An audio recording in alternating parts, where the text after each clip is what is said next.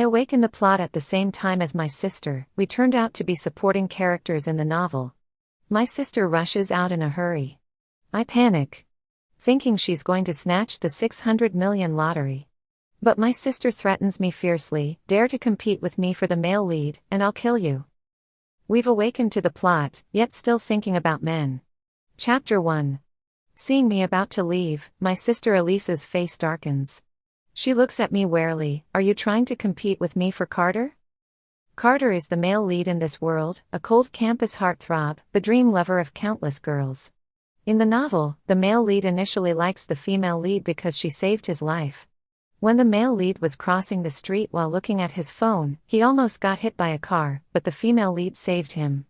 Suddenly, Elisa turns fierce, shoving me to the ground, warning, Carter can only fall in love with me. If you dare to compete with me, I'll kill you. My mom is watering the plants outside and didn't hear clearly what we were saying, but she sees Elisa pushing me down. She doesn't blame Elisa, instead scolds me sharply. Alice, why are you fighting with your sister?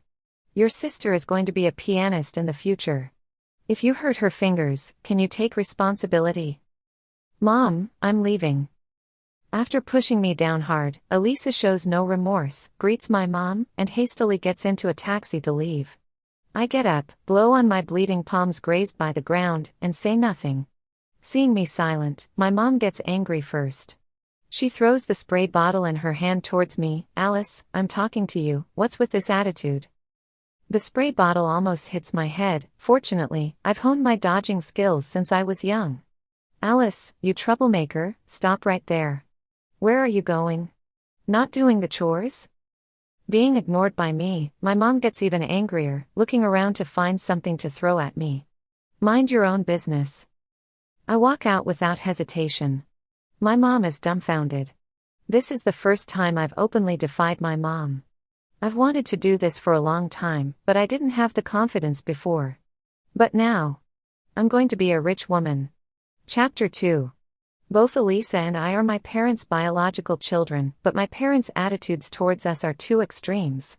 Elisa has always been like a child from another family. She is beautiful, learned to play the piano from a young age, and has won many awards.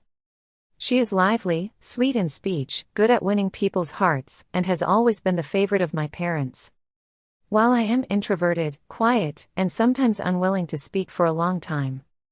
In addition to burying my head in books, I don't have any outstanding talents. When I was 5, Elisa pushed me down the stairs, and I ended up in the hospital for 3 months, costing my parents a lot of money. As a result, my parents became even more displeased with me, calling me a money-losing burden. My parents' favoritism is extreme. Since childhood, any good things always go to Elisa first, and I can only choose what Elisa doesn't care about. Dirty and tiring household chores are always left for me to do. My mom self-righteously says, your sister is going to be a pianist in the future. Her fingers are for playing the piano, not for doing housework. In middle school, I envied Elisa for playing the piano and wanted to learn too. Without a second thought, my mom refused. What nonsense are you making up? Do you think you can compare to your sister? She's a genius, and you clearly lack any artistic talent. Learning would just be a waste of money. The extent of my parents' favoritism has made me doubt countless times if I am truly their biological child. But unfortunately, I've come to know through the plot that I am indeed their biological child. At the same time, I have come to terms with it, realizing that such biased parents probably only exist in novels. Chapter 3. I quickly arrived at the lottery store. In the novel, the author wrote a scene where the female lead goes to buy a lottery ticket and narrowly misses the 6 billion jackpot due to a single number difference. Having read the plot, I naturally know the correct winning numbers. After awakening to the plot with Elisa, I was particularly worried that she might also come to buy a lottery ticket. But it seems I was mistaken. Elisa is just someone with love on her mind. She probably skipped over this minor plot and is only focused on how to make the male lead fall for her. Coming out of the lottery store, I felt like I was floating, walking on air. This feeling is incredible. Even after deducting taxes, I still have 500 million. 500 million, oh 500 million, a sum that can never be spent in a lifetime. Chapter 4. When I returned home, my parents and Elisa were having dinner. Seeing me enter, my mom glared at me. "You are not allowed to eat today. How dare you defy your mother, you unfilial daughter." I silently went back to my room, followed by the sound of my mom throwing plates. "This unfilial daughter even has an attitude. She almost hurt Elisa today." Back in my room, I weakly fell back onto my hard bed, feeling drained. The joy of making a big fortune was instantly diluted the moment I entered this home. My room was originally a storage room, very small, and close to the living room. Lying on the bed, I could hear my parents and Elisa chatting in the living room. The three of them were chatting and laughing, a truly harmonious family. And I was just superfluous. I heard Elisa proudly telling my parents, "Mom, I did something very important today. Our classmate Carter almost got hit by a car because he was looking at his phone, and I saved him." My dad immediately exclaimed, "Elisa, is he the son of that Smith company?" My mom also got excited. "Elisa, you are so lucky. That's a wealthy family. Take this opportunity, make Mr. Smith like you, and once you become the lady of the Smith family, we'll be rich." "Mom and Dad, I will definitely become Carter's wife and make you rich." It's clear that Elisa is very confident. She knows the plot. As long as she takes the female lead's path ahead and captures the male lead, there shouldn't be any problem. Listening in my room, I was quite speechless. Knowing the plot, Elisa's method of becoming wealthy is actually to marry a wealthy man. If she had paid attention to relevant business information while watching the plot, making money would be easy. Elisa is my good daughter. She can play the piano, studies well, and is ready to give us a good life. Not like that money-losing burden who only makes me angry all the time. If the fortune teller hadn't said this child was a boy, I wouldn't have given birth to her.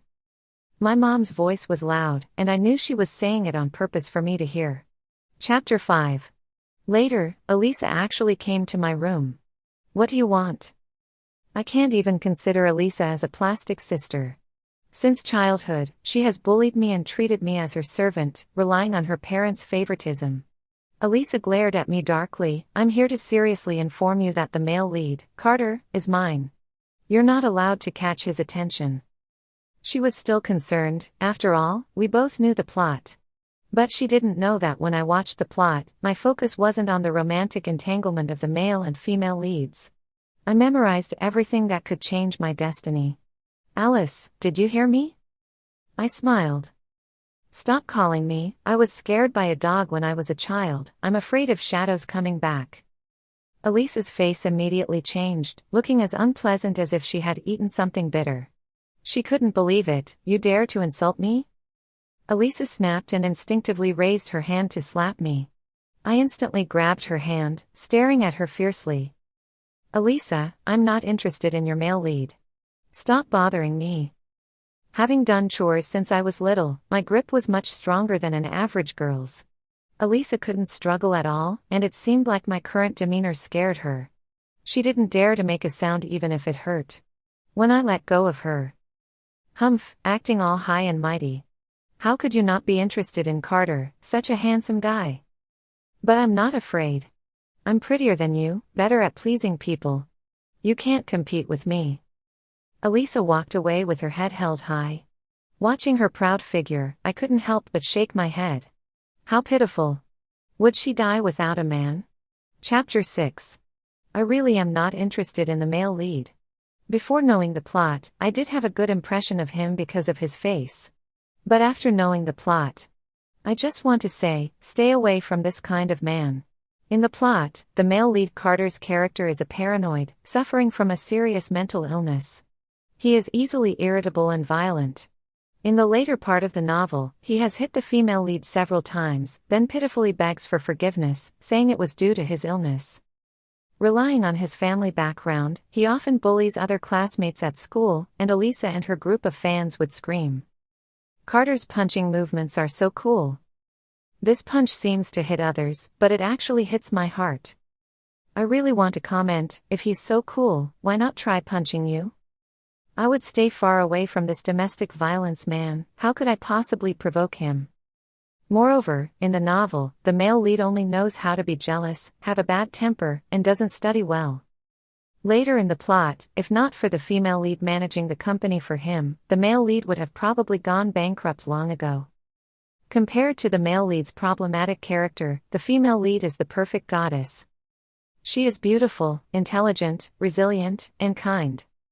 It's just that in order to make the two fall in love, the female lead's intelligence is deliberately diminished when she's with the male lead. Elisa and the male lead are a good match. They suit each other very well. Hopefully, they will last forever. Chapter 7. The next day. As soon as I entered the school, I saw Elisa and Carter walking side by side in the campus from afar. This was the first time Carter had such close contact with a girl, causing a sensation, with many people stealing glances. Elisa, who was being watched, seemed to be very shy, but I knew her pretense very well. She was clearly extremely pleased at this moment. In no time, rumors about the two of them spread throughout the school. Elisa became the talk of the town. Just after the morning classes ended, there was a commotion in the corridor outside our classroom. Ah! It's Carter, the heartthrob. Some female classmates were so excited that they fainted directly. I was dumbfounded. All eyes were on Elisa as she stood up slowly and gracefully, speaking in the tone of a real girlfriend. Carter and I have agreed to have lunch together today. This sentence seemed to confirm the rumors. The girls cast envious and jealous looks towards Elisa. Just as I was about to head to the cafeteria to eat, Elisa stopped me at the door, with Carter by her side. This was the first time I met Carter. In the original plot, I was just a passerby with no connection to the male lead. Elisa smiled and introduced, "Carter, this is my little sister Alice, who had a secret crush on you before, haha." Clearly, Elisa wanted to embarrass me publicly. But soon enough, her smile faded, and her expression turned extremely ugly. For some reason, the male lead, Carter, was staring at me with an almost crazy look, as if he had known me for a long time. I finally found you. Chapter 8. Everyone was shocked by Carter's actions. Carter was known as the aloof school idol, and if it weren't for Elisa saving him, there would be no chance for them to be so close. Yet, here was Carter looking at me with such intensity, leaving all the classmates puzzled. Elisa was even more puzzled, as she had intended to show off, but Carter's attention was completely drawn to me. I was quite puzzled too. In my awareness, I had never met Carter before, and in the novel's plot, Carter had never mentioned my name. So why did he seem to recognize me now? Before I could ask, Carter spoke first, his expression passionately fixed on me.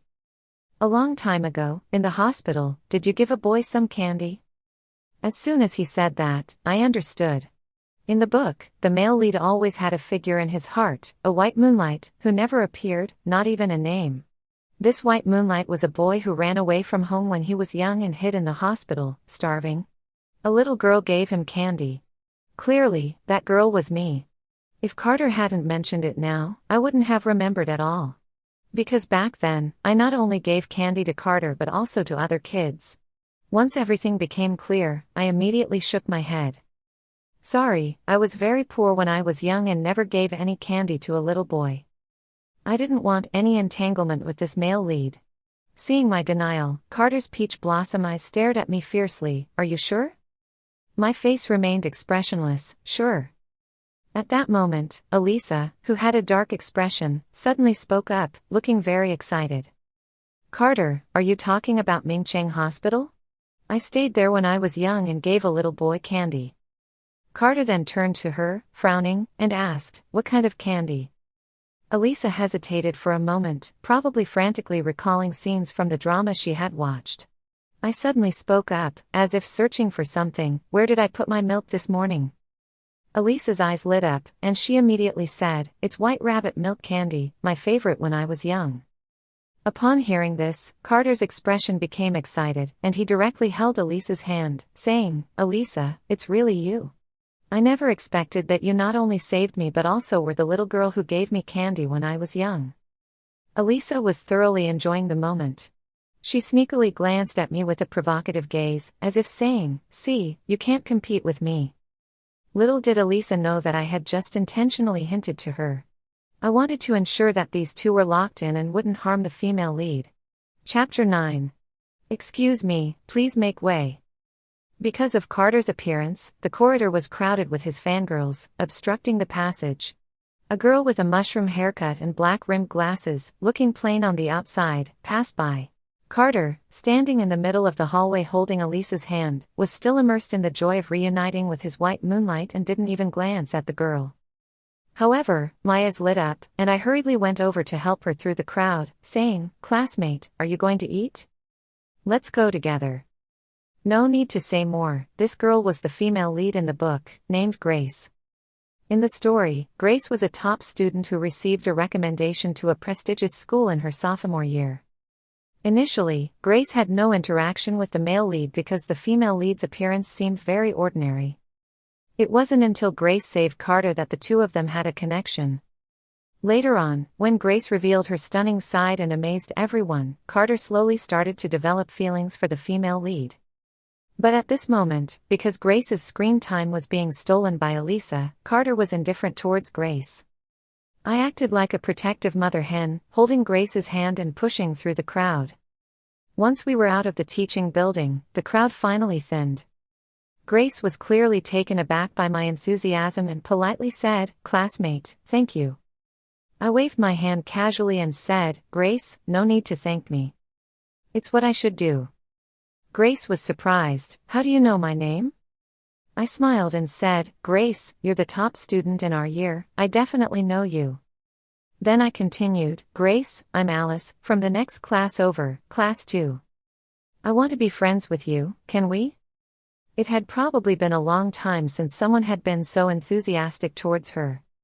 Grace quickly accepted my request and said graciously, "Alice, thank you for wanting to be my friend."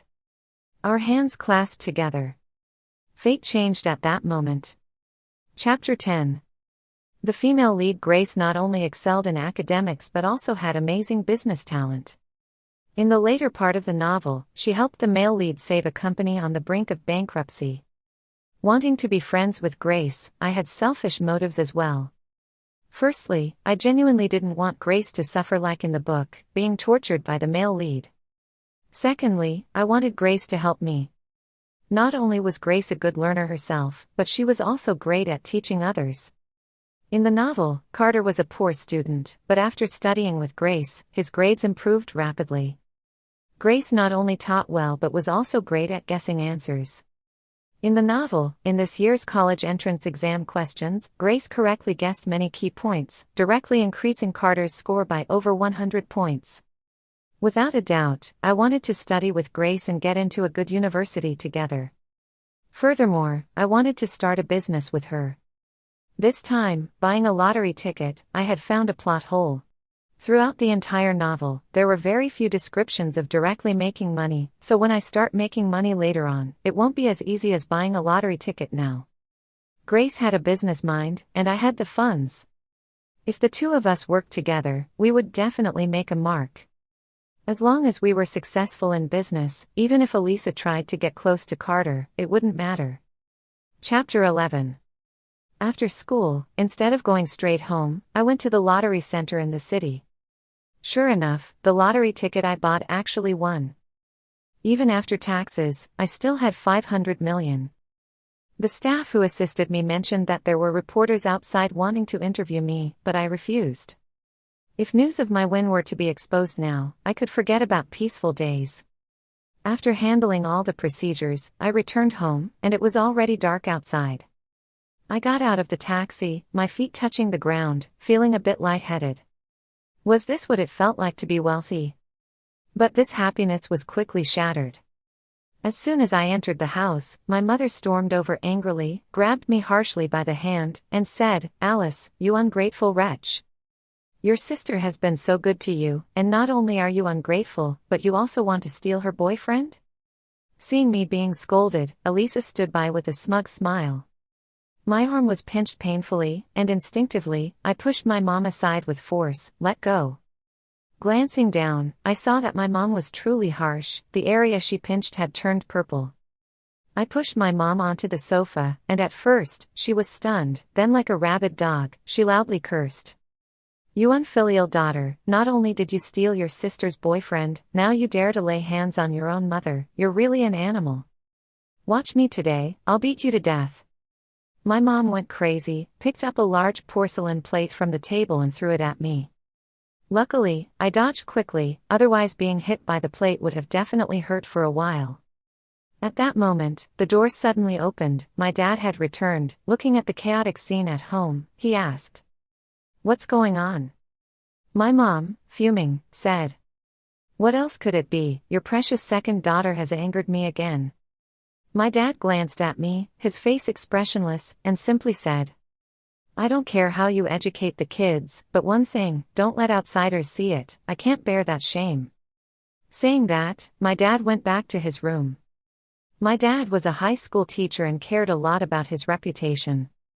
Although my parents were still technically married, they had long lost any affection for each other. They had been sleeping in separate rooms for a long time, and my dad seemed to have a new family outside. My mom didn't dare to divorce because her income sources were all provided by my dad.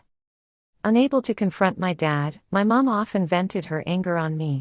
She always blamed me, saying that if it wasn't for me, my dad would never have had the chance to cheat. "You brat, get over here." My dad's cold attitude made my mom even angrier. I hid in my room, ignoring my mom's yelling outside, refusing to open the door. I packed up my important belongings, then took the opportunity when my mom wasn't paying attention, and ran away. At first, my mom was stunned, then angrily shouted after me, "Alice, how dare you run away? I'm telling you, if you dare to go out today, don't ever come back to this house." Ignoring the threat, I just kept running. The outside world was vast and boundless. Chapter 12. I've been away from home for half a month now. During this time, I've been staying in a hotel, truly experiencing what it's like to live the life of a wealthy woman. My parents have acted as if they have no daughter like me who ran away from home, showing no concern for me. It's better this way. Having some peace and quiet. 1 month away from the college entrance examination, during this period at school, besides attending classes, I spent most of my time with Grace. Grace is truly amazing. Some of the concepts taught by teachers felt like ancient scriptures to me. But when Grace explains them to me, she always manages to break down the principles in a clear and understandable way. My grades have also improved rapidly. Previously, I could at most aim for a second-tier university, but now in monthly exams, I occasionally touch the first-tier score. By the time of the college entrance examination, with Grace's predictions, the key universities that used to seem out of reach for me can also be within my grasp. Although Grace and I are friends, I didn't let her teach me for free. Instead, I paid her a fee based on time, equivalent to hiring a private tutor. Initially, Grace refused. She felt that as friends, helping each other was the right thing to do. But I told her, people don't live for others. If you make sacrifices for others, you should expect something in return. Whether that reward is money or something else. In the book, Grace is great in every aspect, but she's too kind, always helping others regardless of cost. Sometimes being too kind is not a good thing. When you're too kind, others might take your efforts for granted. Luckily, Grace is a girl who listens to advice. After hearing me out, she slowly started to change. She won't just mindlessly do someone's homework because they say thank you. She's learning to say no. Chapter 13. Because I often frequented hotels, and perhaps due to some gossip spreading, there were rumors circulating in our class about me. During physical education class one day, a few girls gathered together, and one of them said with a serious tone, "Have you heard? Our classmate Alice has been going in and out of hotels recently. I'm telling you, every time she goes into a hotel, she's always with a different man. I heard some of them are as old as her dad." Ew, that's disgusting. These two sisters are like night and day. The older sister is dating Mr. Smith, enjoying endless luxury, but the younger sister is fooling around with men in society. I stood behind them, quietly listening to their conversation. Then, I extended my leg and gave a solid kick to the back of that girl, making her fall flat on her face. She got up abruptly. "Who kicked me?" "Alice, was it you?" I shrugged, indifferent, and said, "Do you have any proof?" "You little brat, slandering good people, I'm going to beat you up." I'm 1.7 meters tall and have been training my body, so the girls in the class were no match for me. The girl I kicked stared at me, gradually lowering her head, not daring to say another word. Chapter 14. Grace also heard similar rumors. One day after her study session, she nervously looked at me and asked, "Alice, did you run away from home?" I nodded, Grace didn't ask me why, she just fell silent for a while and said, "Alice, why don't you come stay at my place? Staying at a hotel can be quite expensive, but if you stay with me, we can study together." I thought Grace made a valid point. So, I agreed. But I told her that if I stayed at her place, I would also pay her accordingly. After spending some time together, Grace understood my personality and didn't refuse. Grace comes from a single-parent family. Her father cheated on Grace's mom when she was pregnant, leading to a divorce. Grace's mom fought for and won custody of Grace through legal battles. However, due to a prenuptial agreement her father tricked Grace's mom into signing before marriage, Grace's mom didn't receive a penny from him after the divorce. Despite this, Grace's mom remained strong, raising Grace on her own all these years without asking her ex-husband for a dime. Chapter 15. The day I went to Grace's house, the three of us had clear roles. I washed the vegetables, Grace cut the meat, and Grace's mom cooked. Grace's mom, "This food is delicious, it's the most flavorful meal I've ever had." "Alice, you have such a sweet tongue, your mom's cooking must be better than mine." Grace's mom thought I was just trying to flatter her. But I was speaking the truth. Although I had just arrived, being here, I truly felt the warmth of a family. I smiled and didn't hide anything. "Grace's mom, in my family, no one really likes me, I ran away from home." Grace's mom was taken aback, then apologized. "Alice, I'm sorry, Auntie shouldn't have spoken out of turn, please don't mind." I sniffled and gave Grace's mom a reassuring smile. "Grace's mom, it's okay, even though my family doesn't love me, I love myself a lot." Chapter 16. During the time I stayed at Grace's house, I deeply felt the warmth of a family. Grace's mom treated me well. Whatever she prepared for Grace, she would also prepare for me. I could tell that Grace's mom genuinely treated me like her own daughter. I wanted to repay this kindness, but giving money directly didn't feel right, and I couldn't think of a good way. One day, when Grace's mom came home from work, her expression was very somber. She said she might lose her job. It started because her boss had made inappropriate advances towards her, and Grace's mom didn't stand for it. She reported it to the authorities, but without direct evidence, it was left unresolved. I kept this in mind. A few days later, Grace's mom, who had been preoccupied with worries, came home from work and finally smiled. She couldn't wait to share the good news with us. "Ranron, Anon, let me tell you, I got a promotion today.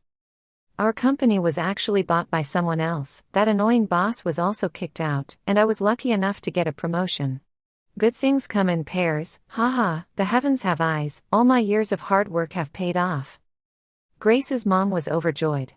She was an optimist. "Come, here are gifts for you." Grace's mom took out 2 packaged bags, each containing a pretty little dress. Grace's mom, "Congratulations." I pretended not to know anything. But when Grace's mom went to take a shower, Grace grabbed my hand and quietly asked, "Alice, did you buy these?" I was taken aback. Truly a clever female lead. I didn't hide the truth, as we were planning to start a business together later. Yes, it was me. Once I admitted it, Grace felt embarrassed, stuttering. "Alice, actually, I've been wanting to ask, you seem quite wealthy." I had been waiting for her to ask me for a long time, just didn't expect this girl to be quite patient. "Ranron, I'll be honest with you, I won a jackpot from the lottery before." Grace's eyes widened. "How much did you win?"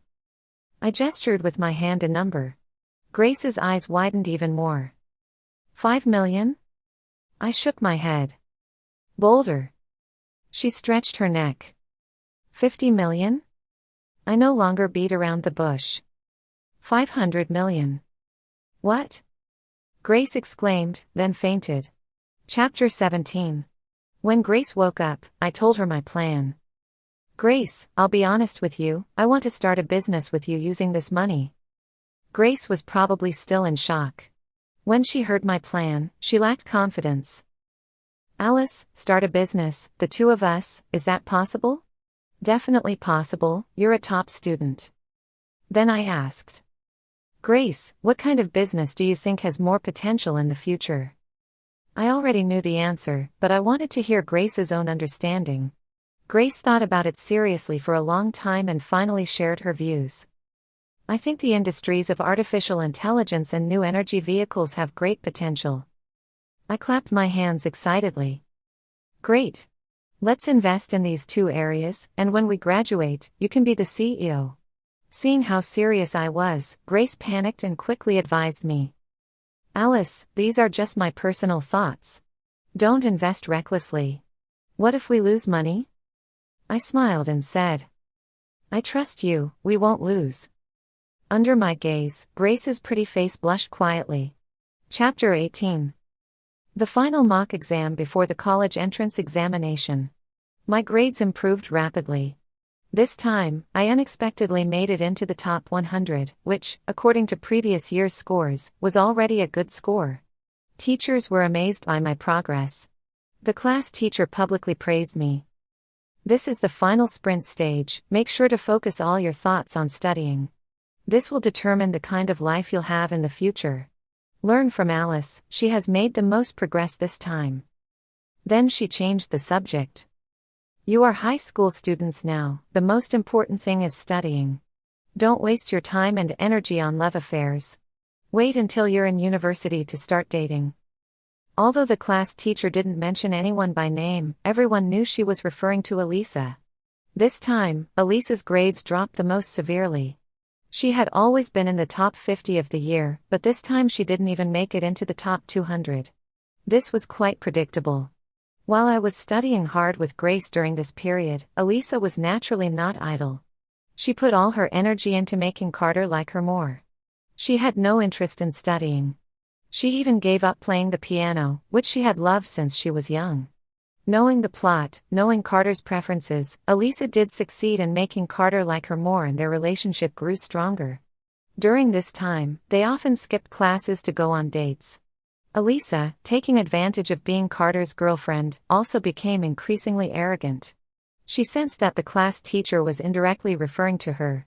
So, in front of the whole class, she said, Teacher, you're right. Ordinary students should indeed focus on studying hard to get into a good university. But have you ever thought that some people can live a wealthy life even without studying hard? As for my boyfriend Carter, even if he doesn't study well, he has billions of family assets waiting for him to inherit.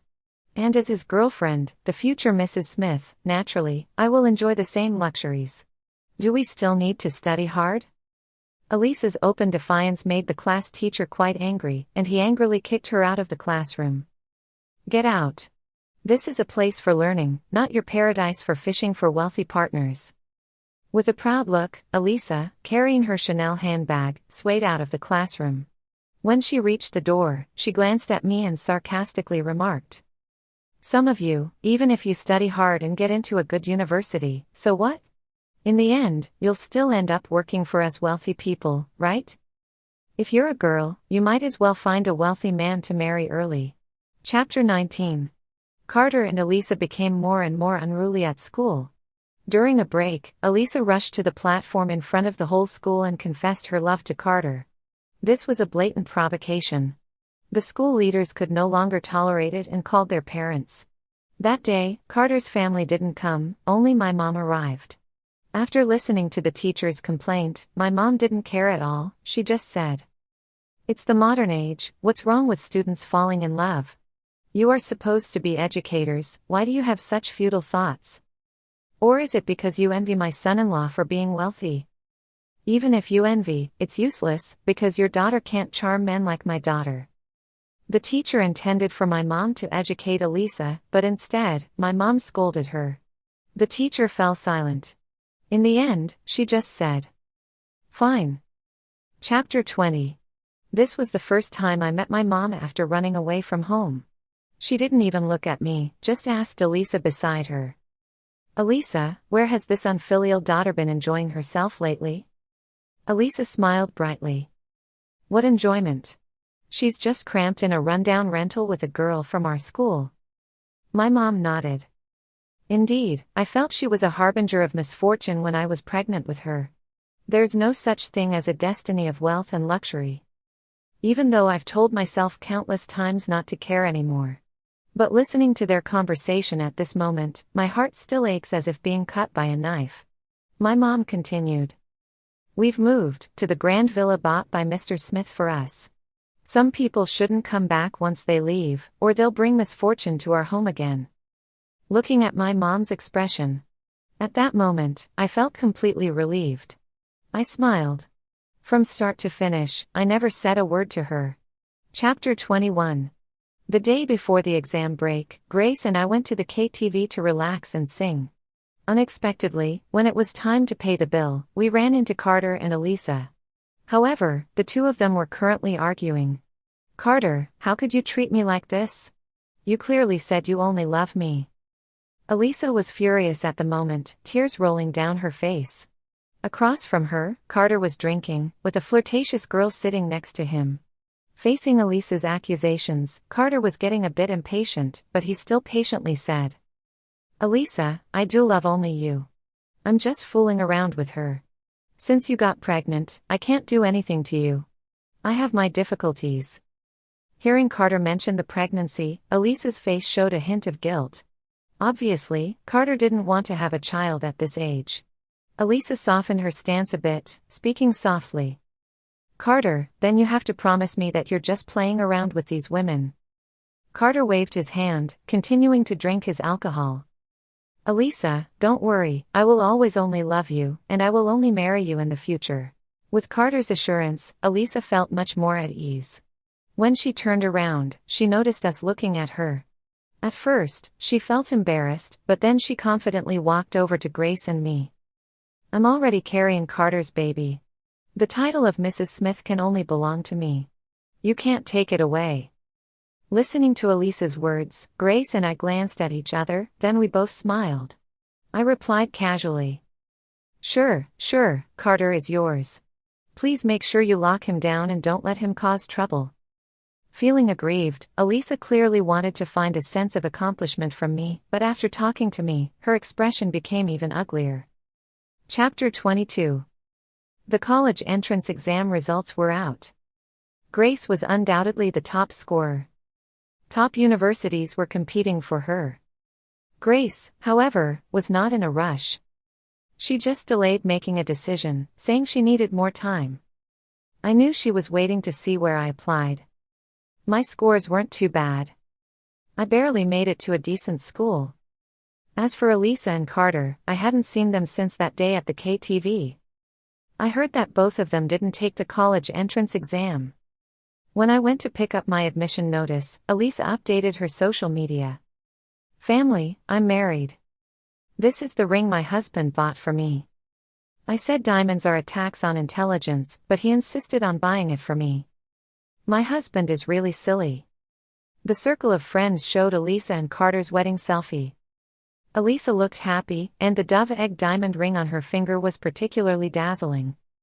Looking at the background of the photo, the location of their wedding was overseas. I wasn't surprised by this.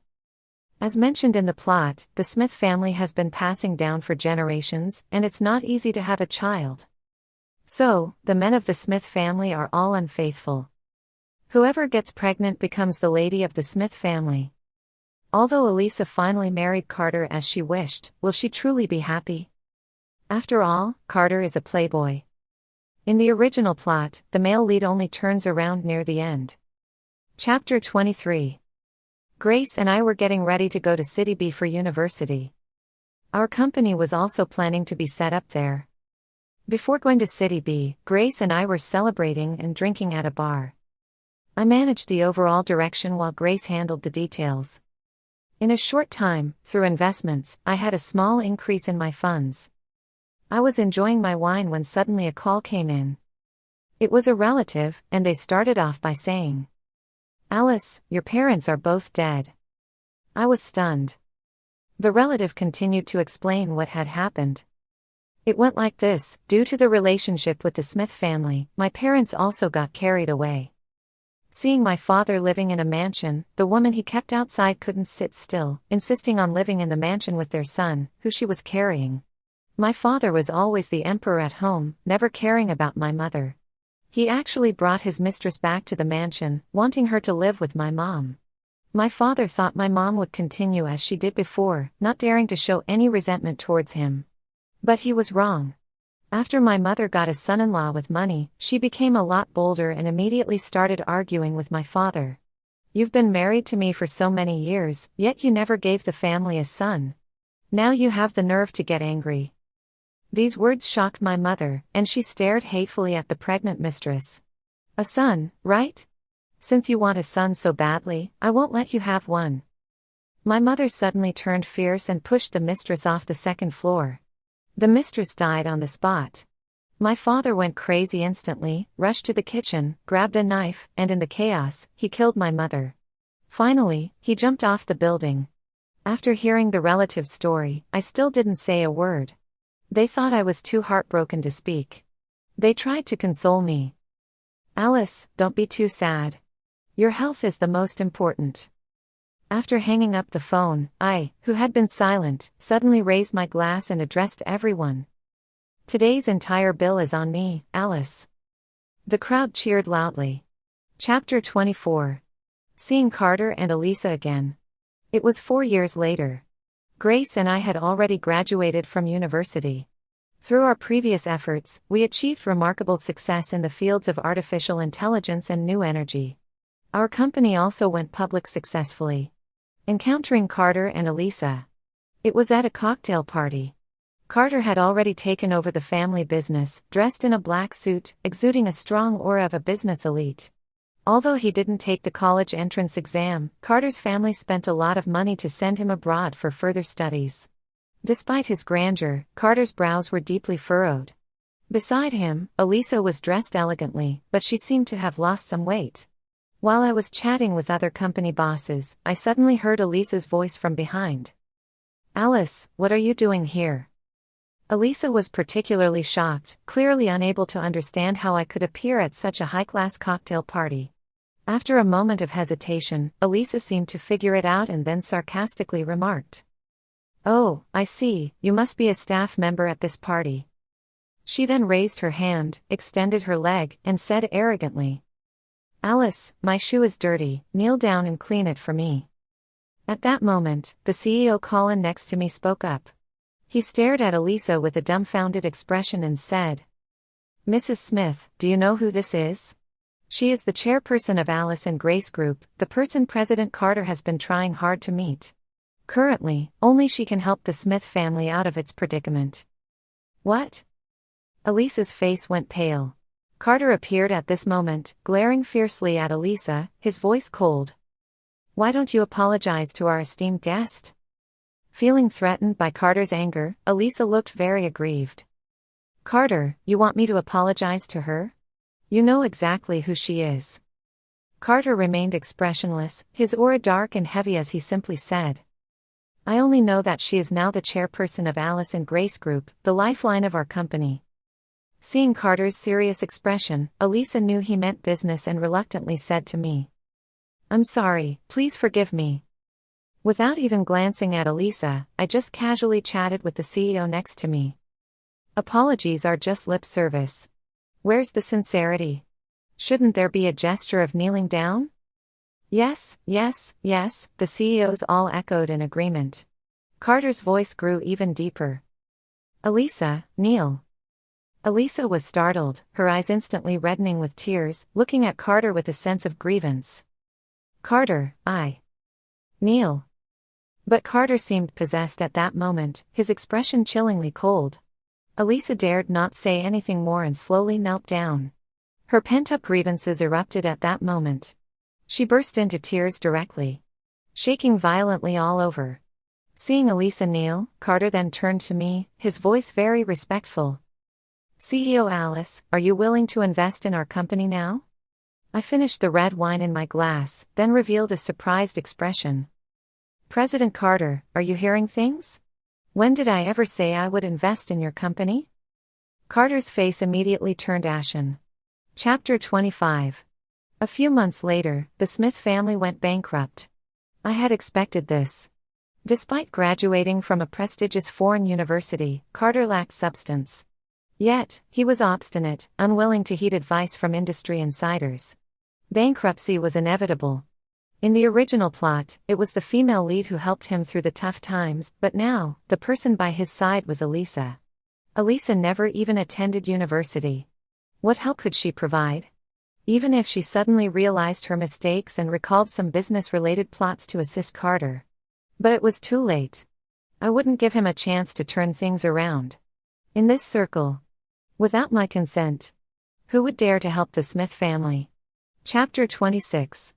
I received news about Elisa again. She had died. Died at the hands of Carter she had always been fixated on. Ironically, after the Smith family went bankrupt, Elisa refused to endure hardship with him and instead ran into the arms of a wealthy older man. Carter realized he had been cheated on. This prodigal son of the world. In a fit of rage, he set the older man's mansion ablaze. Chapter 27. At night, I dreamt of Elisa. She questioned. Why are we both awake in supporting roles, yet our endings are different? I chuckled in response. Because your brain is full of crap, she retorted. But in my mind, it's clearly the male lead. Look. She's quite clever. Chapter 28. Elisa and my mother spent their whole lives looking for a backer. But they didn't realize that they themselves were the greatest support.